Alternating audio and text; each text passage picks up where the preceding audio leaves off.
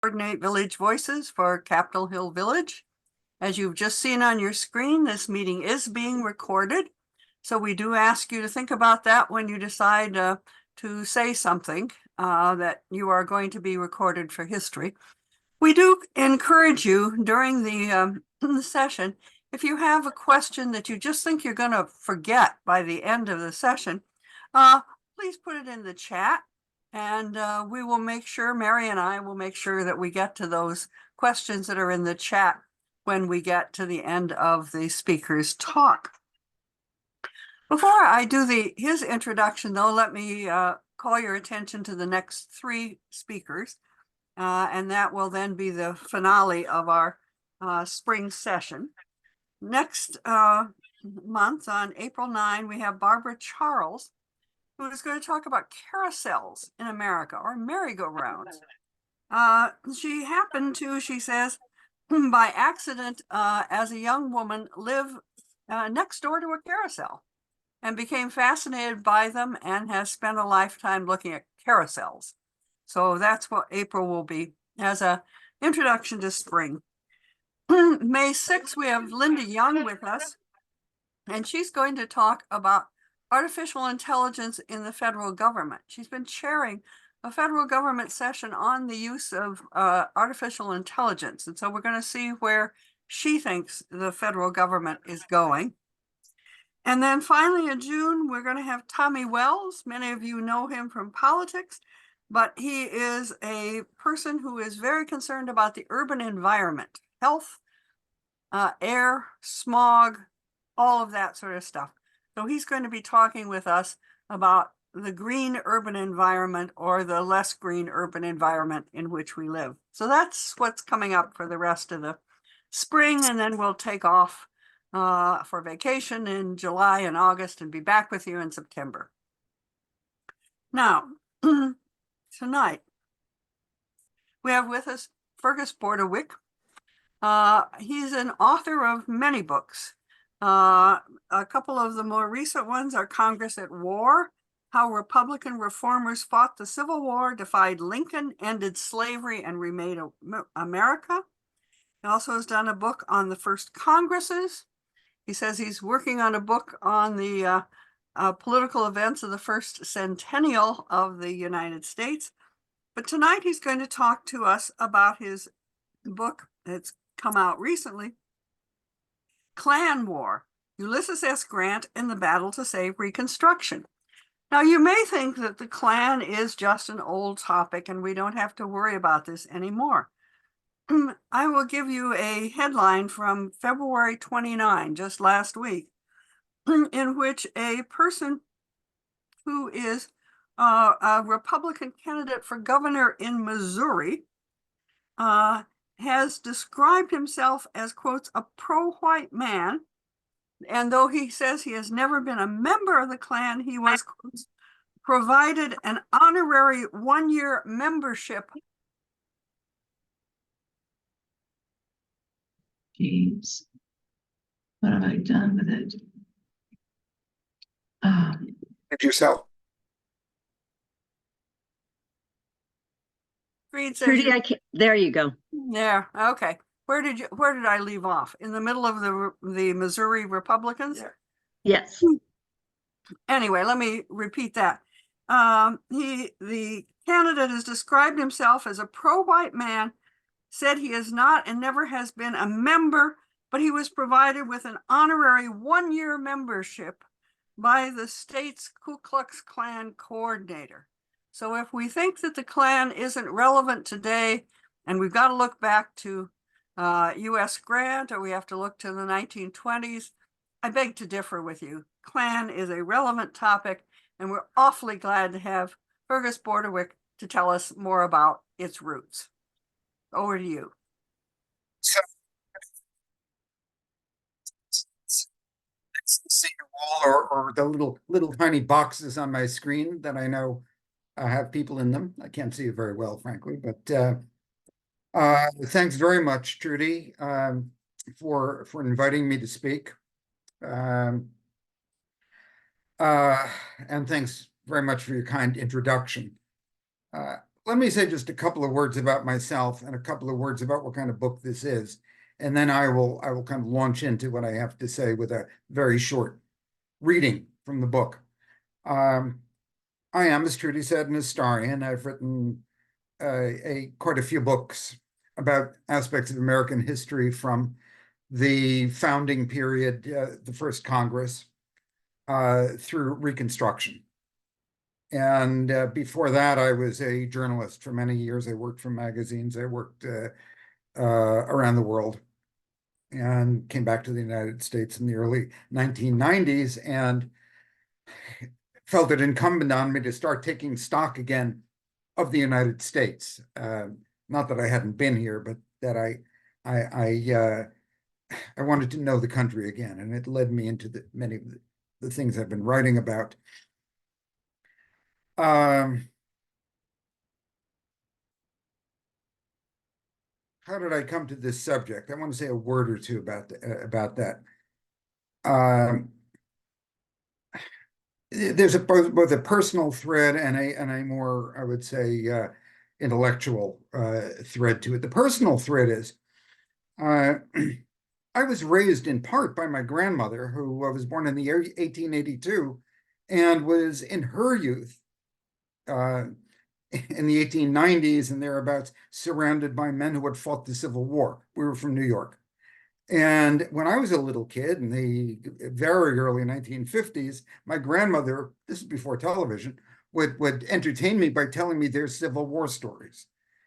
So the war was kind of, in the period of the Civil War and its aftermath, were in one way or another kind of embedded in my memory. And my family was the kind of family that was immersed in history. And I was taken around to Civil War battlefields in the 1950s and was very, very moved by the presence of American history.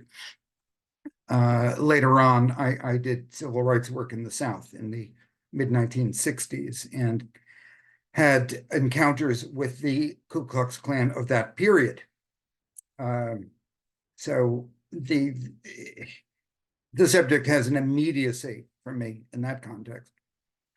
On another plane, however, having written recently about the Civil War and about the political struggle in the North to win the Civil War, that inexorably leads into Reconstruction. What did the country do after the war, when the war was over, if in fact it really was over? And when I talk about Klan War, the war against the Ku Klux Klan, I implicitly am saying the war did not end in 1865, that it moved to a kind of mode of guerrilla warfare carried out by the Klan.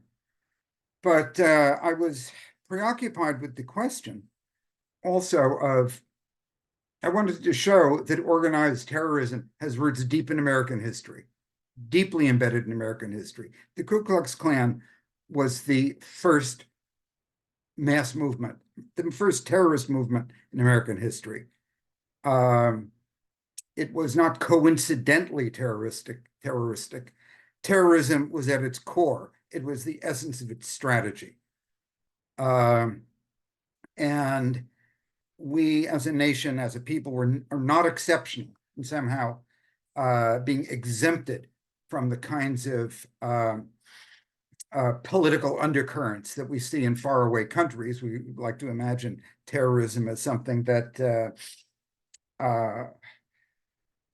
occurs with organizations like Al-Qaeda, perhaps, or ISIS, with strange names in countries whose languages few of us know. But the Ku Klux Klan is homegrown mass American terrorism. So I wanted to unravel that, and I was asking myself, how did the country deal with it? And it did deal with it at the time. And finally, by way of introduction, I want to underscore here, this is a book about the original Ku Klux Klan, founded in 1866, which rose very rapidly, and I'll give you more details about that, and lasted for a number of extremely violent years. And it was brought down by Ulysses Grant. and policies of his administration. those of us who are of my age, and I've already implied how old I am, we're familiar, most of us, certainly with the Klan of the 1960s and even the 1970s, the 50s. And we may know something about the Ku Klux Klan, as Trudy even mentioned, of the 1920s. There were 3 iterations of the Klan. The original one is the one that was born in 1866, and the Klan of the 1870s. It was reinvented in 1915. It's the only terrorist movement in the world, I'm sure, that was ever inspired by a movie. The movie Birth of a Nation, which I'm going to guess a lot of people here have probably seen at some point. And that second Klan, founded in 1915, and which reached its ascendancy in the 1920s, primarily in the North, by the way, not generally realized, was a different animal. It based its performance style, if you like, on the original Klan, but it operated differently. It was a profit-making enterprise. It was totally corrupt from top to bottom, and it fell because of its own inner corruption. And the Klan then went out of business again and was refounded after World War II, paralleling the growth of the civil rights movement and climaxing, therefore, in the 1960s. So there are 3 movements. My book is only about the first one, although, of course, in my epilogue, I make some references to later 20th century history. And this is narrative history, not academic history. It's based on a great deal of research, most of it in period documents of various types, and keeping, as best as I could, the people of the time in close focus. I try in this book to bring you into the time, to know, and as events unfold, to try to enable you to feel as much as possible like somebody, a contemporary of the time, who is not sure by any means what the outcome is going to be, who doesn't know what's going to happen in the next 6 months or the next year, and to let events therefore unfold. And it's a book told that travels back and forth between events in southern states and towns and hamlets where the violence is taking place, and Washington, D.C., because the fate of the Klan, and indeed the fate of freed people, the fate of Reconstruction, depended on what the federal government did or did not do. So the political struggle in Washington, just up the street here, I live on from my front door, I can see the Capitol dome. What happens depends just as much on what's occurring here in the Capitol as it does down in southern hamlets. So that's a really quick once over of the nature of the book. I thought I would avail myself of just reading a very short piece of the book. It's only about 5 minutes long, but it gives you a flavor of what the book is like, and what you would meet in it, and the kind of people, to some degree, you'd meet in it.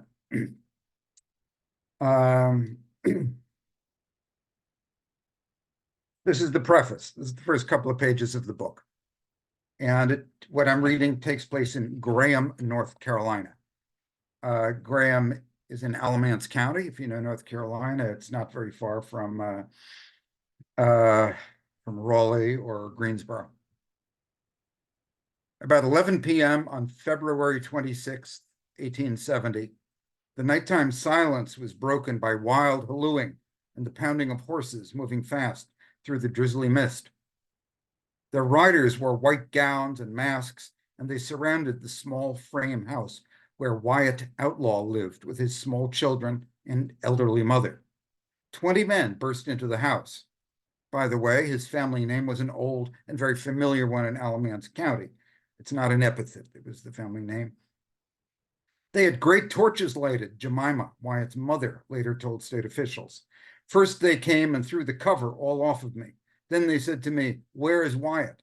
One says, say. There were two who had swords, and there were pistols. One said, cut her head off, and another said, blow her brains out. They went out of that room, and as they passed, one says to the other, let's set the house on fire. And as they went around to the room, and I heard the little child cry, that's the baby, oh, daddy, oh, daddy. I ran and opened the door. They were all around him, all around my son. He was putting on his pants, and I run back and got a stick and laid away as hard as I could. They jumped on me, they did, 3 of them, and stamped me, and I rose 3 times, and they knocked me down. After they stamped me, they said, God damn you, you strike a white man? And they stamped me 3 times in my breast and on my head and arms. And then I hallooed for murder, and they went off with him. They hallooed like geese, and they went hard as thunder riding. Wyatt Outlaw was about 50 years old that night, a light-skinned man of mixed race, a mulatto in the language of the time, with black wavy hair and beard, an earnest manner, and a notably bold, self-confident gaze. He had escaped slavery in 1864, made his way to Union lines and enlisted in the cavalry, and served with it through the end of the Civil War and for a while thereafter. When he came home, he opened a woodworking shop where he repaired wagons and made coffins, and managed a sort of informal tavern where white and black workingmen gathered. He was counted among Graham's small black middle class and quickly gained a reputation among freed people as a man who knew things, who could speak with confidence, who could persuade a natural leader. In 1866, he had represented Alamance County at a statewide freedmen's convention. He was the local leader of the Union League, the organizing arm of the Republican Party, a founder of Graham's first AME church, an elected town commissioner, and he helped form an armed patrol of blacks and whites to protect against the rising threat of Ku Klux Klan violence. When others called for retaliation, he counseled restraint, urging blacks to, quote, be as industrious as possible, give no cause for complaint, and trust in the law. Outlaw's captors dragged, pushed, and beat him, half dressed and barefoot, a half-mile down Main Street to the courthouse at the center of town. They strung him up with a bedcord from the branch of an elm tree that reached toward the Italianate courthouse from which, for the past year, the Republicans had governed Graham. If Outlaw had any final words, no one recorded them. One of the Klansmen slashed his mouth with a knife, a last bit of pointed savagery toward a man who had too often spoken out for the rights that black men had been told by the national government and by North Carolina's embattled Republican governor were now theirs. His body dangled in front of the courthouse until the middle of the next day, when it was finally cut down by the sheriff, a former member of the Ku Klux Klan. The coroner ruled that Outlaw had died at the hands of persons unknown. Not long afterward, a black man named Per Year claimed to know who the murderers were. A few days later, he was found floating dead in a pond. In the months that followed, without Outlaw's leadership, the Union League fell apart and frightened Republicans fled town. Wyatt Outlaw was but one victim, a grimly typical one of a movement that was sweeping the former Confederacy. Its targets were freed people and their white allies, by their words or actions, however tacit, sought to transform the South from a region where power had been organized to protect the economic engine of slavery, and now the debasement of former slaves, into a democracy where white and black, rich and poor, had a place in the dynamic arena of politics. With the Confederacy's defeat in 1865, there was reason for hope. The South seemed poised for a racial revolution that would transform former slaves into free actors in national life and overthrow the white oligarchies that had ruled the slave states since the founding of the Republic. Triumphant Republicans believed that Reconstruction was irreversible and that Southerners would acquiesce peacefully, if reluctantly, and into reality. As one white South Carolina Republican put it, slavery was dead, and those who hoped for its resurrection and chained themselves to the corpse of a dead policy were like the stubborn man who refused to pay for a ferry across the Mississippi River until the river ran by. What many failed to realize, however, was that for ex-Confederates, the war had not ended, but was about to enter a new and dangerous phase. Not a war of vast armies and grand maneuvers this time, but a systematic war of terror on the part of men determined to protect white supremacy at all costs. I'm quoting now. The Negroes are no more free than they were 4 years ago. And if anyone goes about the country telling them that they are, shoot him. A former nominally Unionist Tennessee congressman declared in 1865. So, I mean, as I said at the beginning, I read you that to give you a flavor of how the book moves and how I generally tried to keep it focused on people.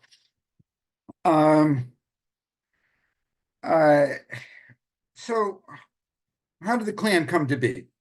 How did this thing develop? It didn't come out of nothing, but in a sense, it almost did come out of nothing.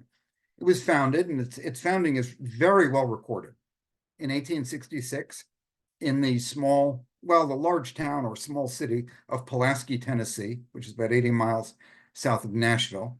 And it was founded as a kind of funky young men's fraternity, not as a terrorist organization, by a group of young men, all of them college educated. And I want to underscore that.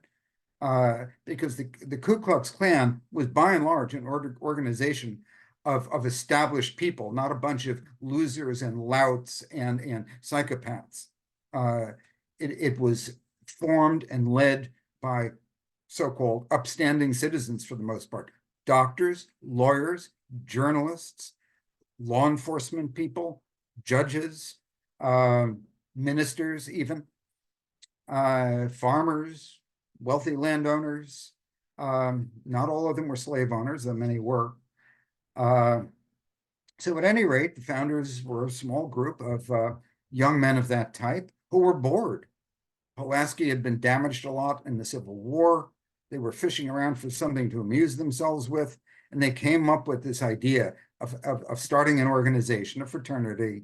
They dress up in crazy costumes and parade around and entertain people, and sometimes they played banjos. They'd pop up in a public picnic playing the banjo, things like that, silly antics for the most part. But they emphasized the spookiness of the Klan, the white robes, and sometimes with horns and long mustaches and tails, not only white robes, robes of every color. So, and that was imitated in similar communities in the surrounding counties. And the sinister element to this, even at the beginning, however, was that among the antics they liked to practice was scaring Black people, newly freed, newly empowered, newly starting to assert themselves, not stepping off the sidewalk to get out of the way of white people, and so on and so on. And they initially did not commit crimes against Black people, but they did set out to scare them. Now, about 6 months later, only 6 months, in Nashville, a group of very influential former Confederate officers, up to the level of general, learned what was going on down there around Pulaski and surrounding counties, and they set out to transform this into a terrorist organization. And they dropped the silliness. This was a secret meeting. They dropped the silliness, and they set out to apply military tactics to what the Klan was doing. From the beginning, it had two targets. One was to, if possible, scare African Americans back into a condition as close to slavery as they could, to scare them out of public life, scare them into docility, and second, to destroy the embryonic Republican Party. I'm going to guess that most people listening to me are aware that in the aftermath of the Civil War and during the war, the Republican Party was by far the more forward-looking, you could say progressive, but it's kind of an anachronism, party of the time. The Democratic Party was in many respects a reactionary party. And in the South, it was nothing but reactionary.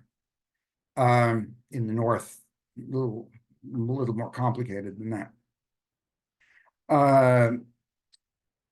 And there was no Republican Party in the South before 1865. There were no Republican voters in the South to vote for Abraham Lincoln. The party was not able to be registered even. So the Republican Party, and this is important to understand because it factors into what the Klan was about, was a biracial party. Very significant at the beginning. It was biracial. It was white and black. There were Unionists who'd been kind of undercover, beleaguered during the war, would oppose the Confederacy. When the war ended, they became Republicans, most of them, or many of them anyway. And as black people were empowered and received the franchise in southern states, black people automatically became Republican because the Republican Party was the party of emancipation of Abraham Lincoln. And it's important to bear in mind that it was states that had the power to win franchise voters in state elections before the 15th Amendment. So black people were voting in the South from about 1867 on to various conventions, then for local offices, state offices, and electing African Americans along with white Republicans. I don't want to get too deep in the weeds here because I want to get to talk to you.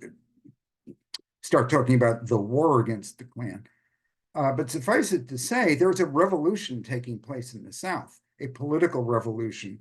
And African Americans, I mean, the old lost cause mythology has it, all the slaves, they couldn't read, they couldn't write, they were ignorant, they were corrupt, they were fearful, they were cowardly, they were infantile, they couldn't run anything, which is all mythology, okay? Several thousand African Americans filled public offices during Reconstruction across the South. And the great majority of them were literate. By the way, not all whites were literate in the South either. But former slaves flocked to schools. It's one of the most dramatic trends probably ever to have occurred in the United States by the tens and hundreds of thousands. Freed people, men, women, children, old men, men in their prime flocked to schools to become literate because they understood what it meant to be literate, to be able to read and write and to participate, and so on. So obviously, the Republican Party, and particularly a party with black members, is a threat to the heritage of white supremacy in the South, which Southern whites, with some exceptions, are prepared to defend. And the medium of that defense of white supremacy is the Ku Klux Klan. It spread very rapidly from its founding in Tennessee. Within a few months, it appears in Georgia and Alabama, North Carolina, and then by 1868, it is everywhere in the former Confederacy, with very few exceptions. And the numbers of people who joined the Klan are astonishing. The total membership is not knowable. It was certainly in the hundreds of thousands. A Klan leader claimed in testimony that in one state alone, it was more than 300,000. Maybe that's true, maybe it isn't. I think he was trying to influence people by stating that publicly. But across the South, certainly several hundreds of thousands. And it's documentable that in various places around the South, the membership in the Klan reached well over 50%, sometimes 60, 70% of the adult white male population. So it was extremely numerous. And the Klan waged its war of terror primarily, as I've said a bit earlier, against members of the Republican Party, against voting. They were determined to suppress Republican voting at any cost, any price, in the lives of its victims. Okay. How were they able to get away with this? Because intimidated juries wouldn't convict, intimidated sheriffs wouldn't arrest. Many law enforcement officers belonged to the Klan, it should be said. Juries were tainted by Klansmen, by Klansmen in the juries. And the laws, even where there were laws on the books, under Republican Reconstruction state governments, the laws couldn't be enforced because they weren't being enforced at the grassroots level. And what you had was spreading anarchy. How many victims of the Klan were there? The most conservative estimate, I mean, it's not an estimate, it's actually documentable by the Equal Justice Initiative in Alabama. It's determined to more than 2,000 people were murdered by the Klan.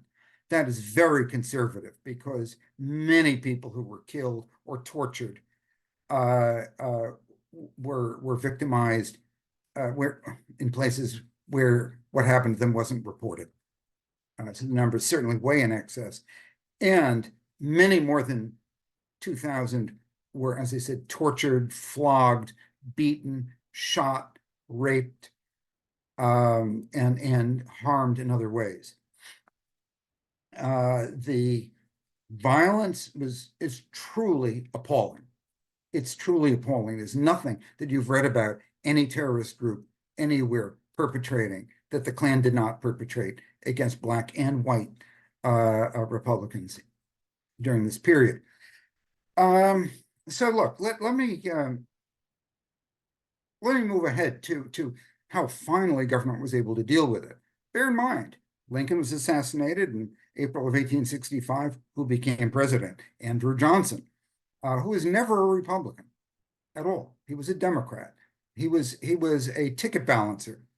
Lincoln accepted on his ticket in 1864. Nobody expected him to become president. He was a very, very tough wartime unionist from Tennessee, former slave owner, by the way.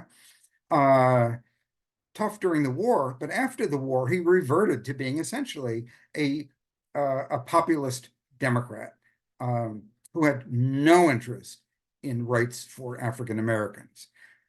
We have the 13th and 14th Amendments passed because Congress passed them. Congress dominated by Republican radicals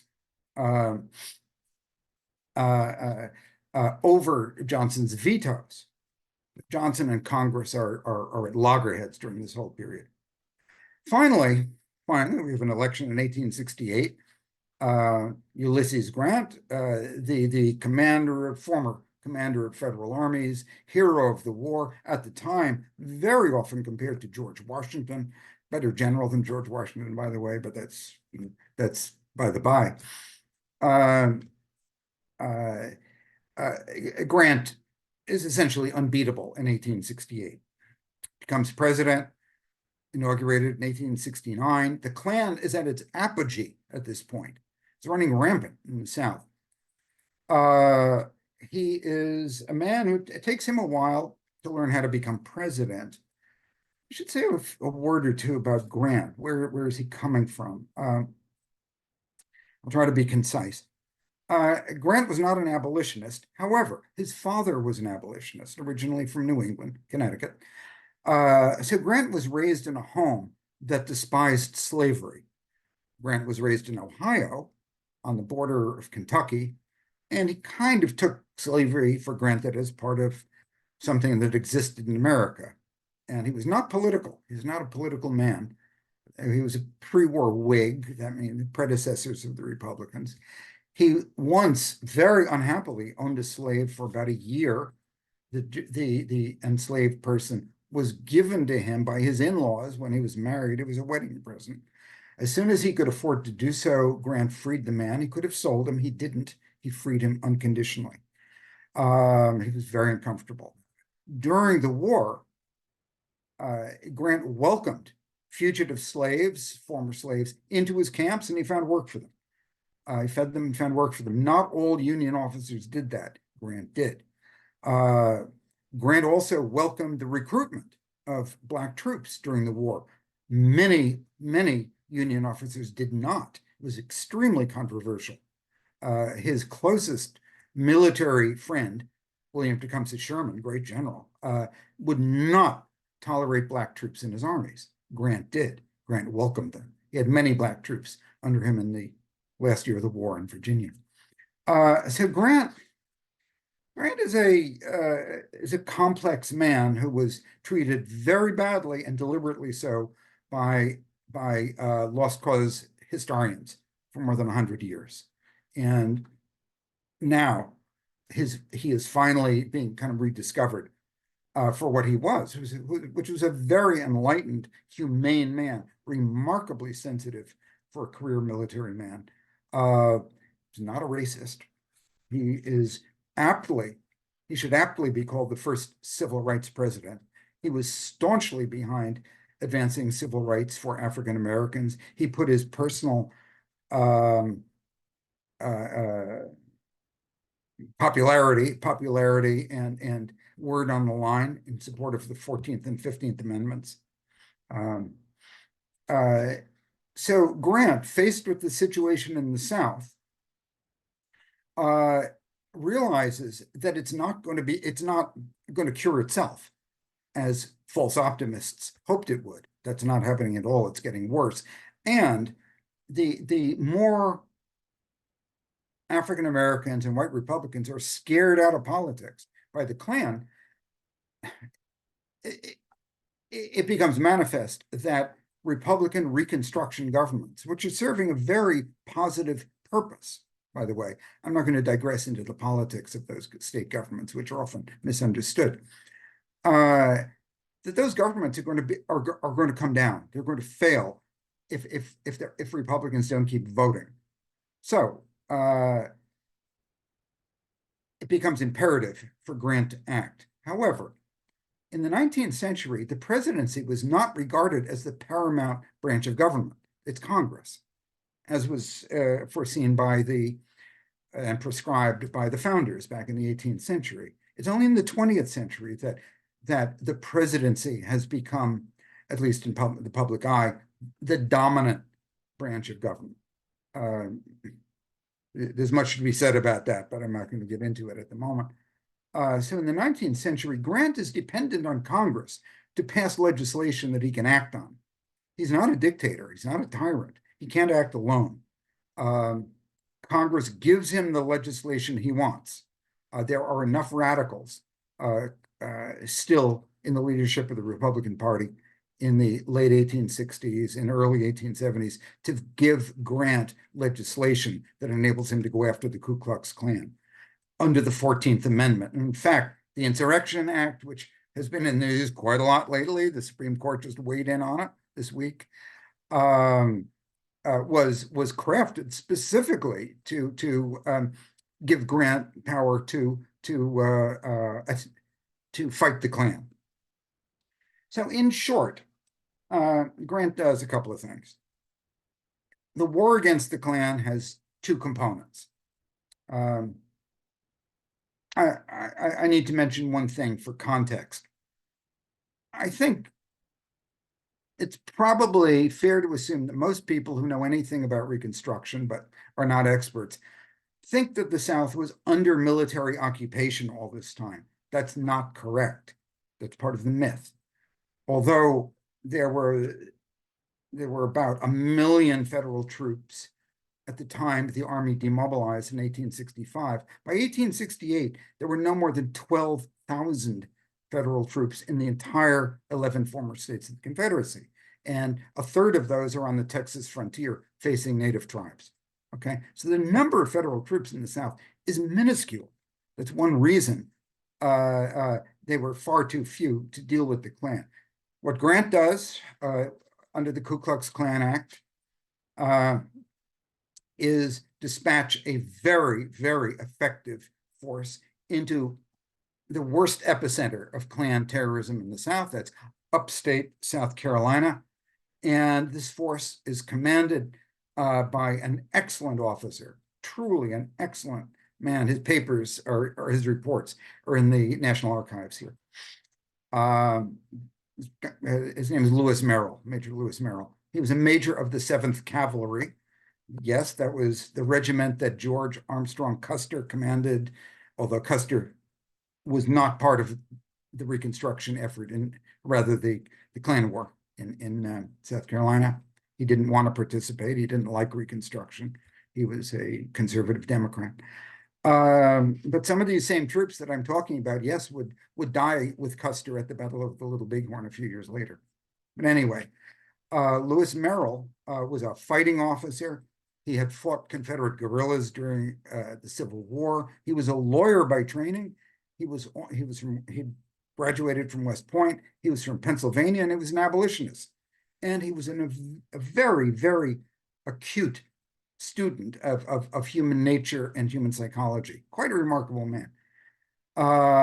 And he first, with his troops, before actually confronting the Klan, although they did confront the Klan, he penetrated the Klan with spies, recruited spies.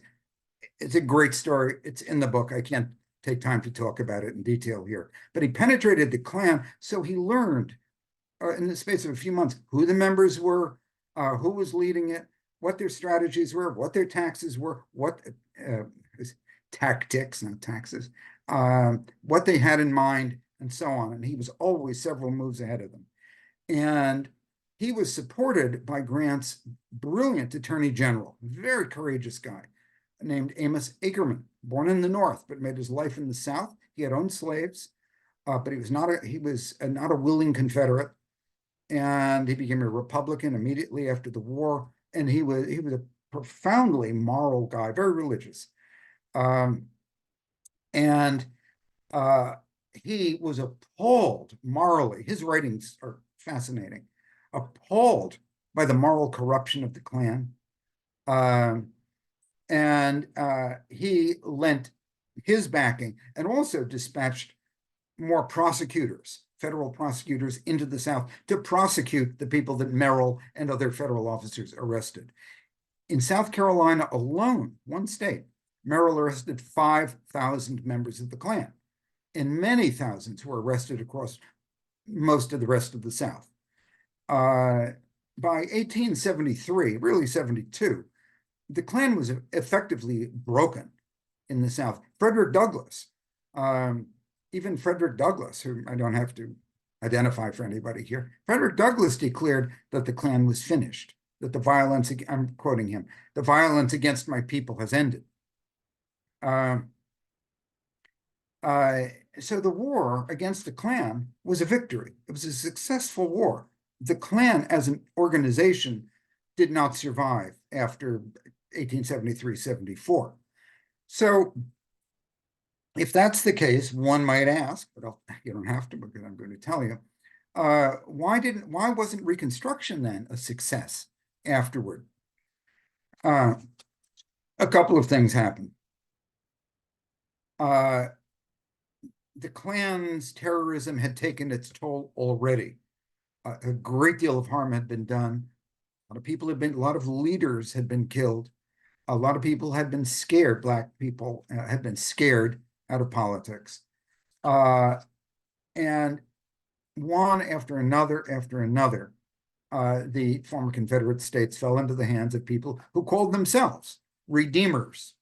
Yeah, that has a kind of religious sense to it, which was intended. There were white supremacists, proudly so. It was emblazoned on their banners. This is now above board. Well, this is public. This is not secret like the Klan. These are political movements, and one after another, they overcome the desperately weakened Republican government so that reactionary Democrats wind up in political control and able to legislate pretty much what they want in southern states.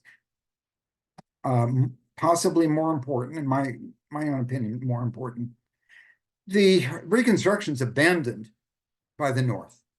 White people in the North, white voters, even most Republicans are sick of the South. They're sick of the South's troubles. They want the memory of the Civil War, to be over with. Well, the Klan's been defeated, so let's forget about it.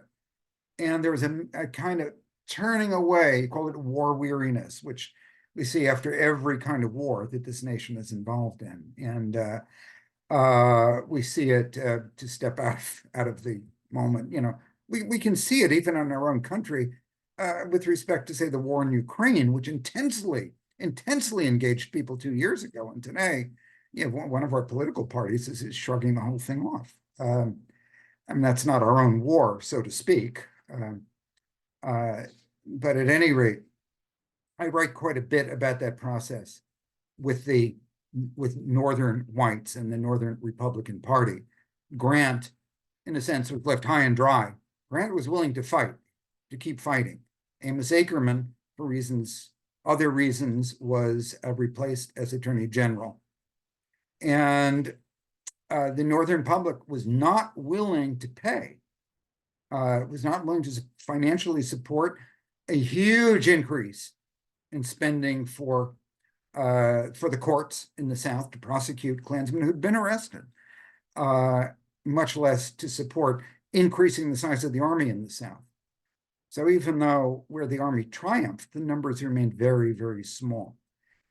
Finally, and I will kind of bring this to a conclusion here, finally, there's a series of Supreme Court decisions beginning in the mid-1870s that undercut Reconstruction and basically hand law enforcement back to the states and take it away from the federal government. Give this, which decisions, there are about 5 decisions in the 70s, even into the 1880s, which essentially declare that only the states can enforce civil rights legislation. That's fine if you have state governments that want to enforce it. But when you have state governments like these Redeemer governments that don't want to enforce it, it's finished. They don't. And you get a Jim Crow, now 100 years of Jim Crow, 100 years of lost cause mythologizing, the denigration of Ulysses Grant, the denigration of African Americans during Reconstruction, and the smearing of the whole Reconstruction project, which continued until well within our own lifetimes. So I'm going to end it there.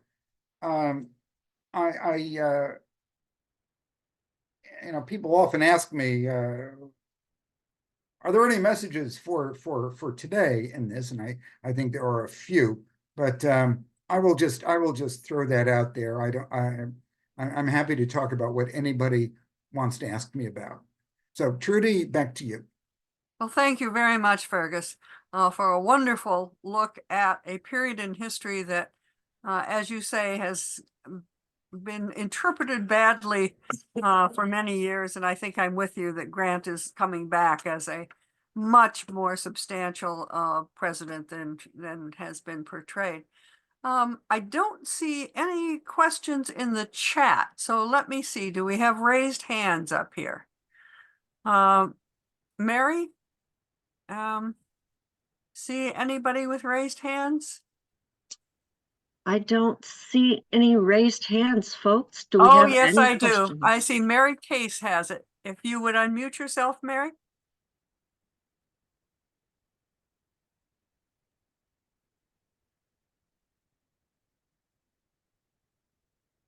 Can't hear you. I'm sorry.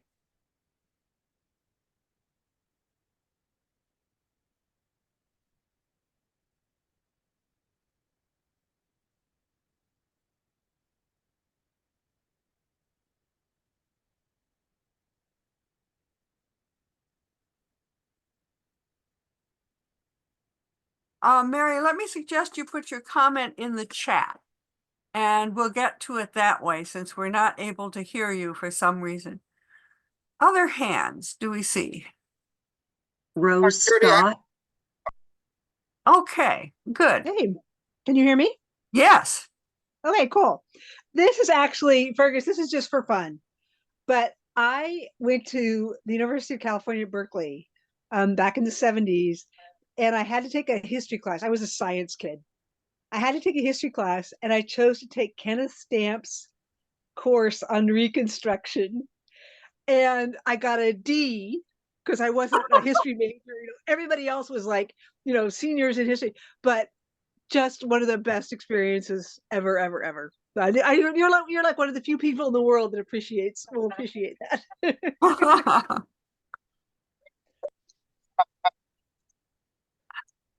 His books are terrific.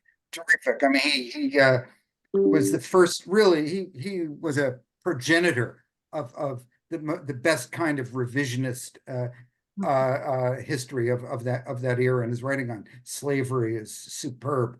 The Well, books are and other era. I mean, he started it, and then Yeah. other, yeah, other. It was just, it was he was amazing. He was amazing. Mary has put her question in the chat, and it's, what part of this story did you most enjoy writing? Well, gosh,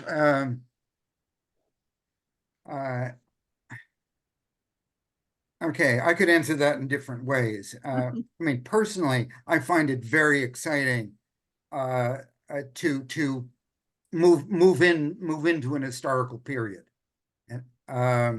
and with my imagination and my brain, and my wife will sometimes come into my office and say, "Are you still in the 19th century? You coming out today?" Or so that's a very subjective sort of thing. I will say that if I had to select out a piece of the story, I've told you something about it already. It's following Lewis Merrill in South Carolina. Merrill really is an impressive guy. Really moral, man of stature. Or he was only in his 30s, by the way. He's pretty young. Very courageous personally, very tough. And he knew right from wrong. He wasn't just I would say a time-serving military officer, of which there were many, at all. And the brilliance with which he penetrated the Klan, and I mean, something I said about him, I said it rather fleetingly, was he had a remarkable sense of human psychology, quite unusual for his period, much less his caste, if you like, as a military man. And he really kind of got into the psychology of people who became Klansmen, why they were manipulable. And it's almost like reading a late 20th century person with an education in psychology. Very unusual. So I thought that as an encounter with a 19th century man, quite interesting. I want to say something parenthetically, by the way, since I did take note of the fact that I think everybody on this Zoom is female.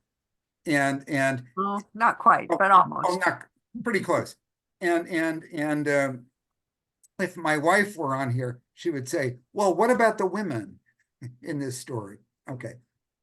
And are there women? Yes. Look, to the extent that I'm writing about violent men, Klansmen, perpetrators of terror, and politicians in Washington, they were all male. But sad to say, on the receiving end of Klan terrorism, there are a great many women. There are a great many women. There's some things I didn't feel like getting into talking about on here, but the Klan was very violent against Black women and white women sometimes. But interestingly, on a somewhat more encouraging note, one of the most important sources that I used, in fact, it was probably, for me, the most important, was a document. I say document, you imagine a piece of paper. This is a 13-volume document. It is the report of the Joint Congressional Committee to investigate the Ku Klux Klan, which dispatched several subcommittees through the South in 1871. Some were in Washington, most were in the southern states, to investigate what the Klan had been doing. Extraordinary hearings, 6,000 pages of testimony in real time, basically. So very exciting to read this material.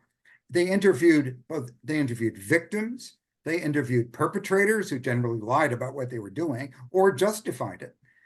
They interviewed Republicans, they interviewed Democrats. They were the very first congressional committee to ever interview African Americans. And they were the first to ever take testimony from women, interestingly enough. Somebody else, sharper than I, pointed that out to me. And a congressional historian pointed that out to me. And so a lot of the testimony is from women, talking about their own experiences with African Americans are extremely forthright. They're not inhibited by Victorian sentiments here, but they finally have people in authority willing to listen to them. This is quite interesting. I mean, on every score, I don't just mean crimes perpetrated against them, but the amount of detail and emotional truth spoken by witnesses in these reports is quite powerful, and much of it's from women. So, how did Merrill penetrate the Klan? What was his technique? yeah, good question. Okay, two things. He was on two tracks simultaneously. His spies were both white and black. Who were the white people? He was able to identify pretty quickly who some of the lower ranking Klansmen were, and he pursued he used a strategy that policemen trying to break the mob do today, which is to say, to work upward, to expose the next rank up, the next rank, the next rank, the next rank, and he got more and more and more Klansmen to implicate themselves. Finally, they surrendered en masse. Often they would come in entire clans. That's what say a clan would be a group of 10 or 20 men came in to surrender because they'd all been exposed. And many, he got quite a few Klansmen to testify in court by different means. Some had been disgusted by what they'd seen happening or had been asked to do or forced to do in the Klan. They turned state's evidence, so to speak. So much for the whites. Well, how could black people be spies in the Ku Klux Klan?